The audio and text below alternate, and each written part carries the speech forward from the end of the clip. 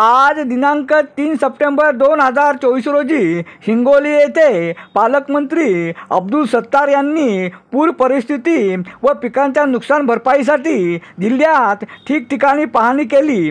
कळमनुरी तालुक्यातील सोडेगाव परिसरात अतिवृष्टीमुळे पिकाची नुकसानीची पाहणी व डोंगरगाव नदीच्या पुलाची पाहणी केली। यावेळी आमदार संतोष बांगर, जिल्हाधिकारी अभिनव गोयल, जिल्हा परिषदचे अतिरिक्त मुख्य कार्यकारी अधिकारी अनुप शेंगुलवार, पोलीस अधीक्षक श्री कृष्ण कोकाटे यांच्यासह इतर अधिकारी व कर्मचारी उपस्थित होते। तसेच पालकमंत्री अब्दुल सत्तार यांनी हिंगोली शहरातील बांगरनगर व आझम कॉलनी या भागात झालेल्या नुकसानीची पाहणी केली। यावेळी आमदार संतोष बांगर, जिल्हाधिकारी अभिनव गोयल, पोलीस अधीक्षक श्री कृष्ण कोकाटे, नगर परिषद मुख्याधिकारी अरविंद मुंडे, उपमुख्याधिकारी उमेश हेंबाडे, स्वच्छता निरीक्षक बाळू बांगर यांच्यासह इतर अधिकारी व कर्मचारी उपस्थित होते।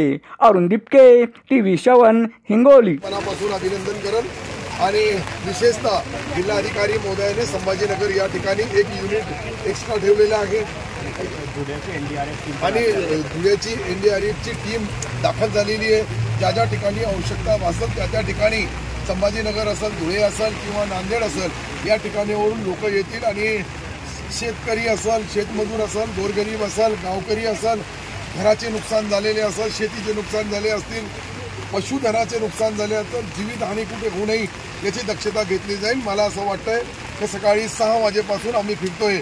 आम्ही एक दिवसभर संतोष बांगर साहेबांनी रेस्क्यू ऑपरेशन केला आणि त्या ठिकाणच्या लोकांना सुरक्षित स्थळी हलवण्यात आलं।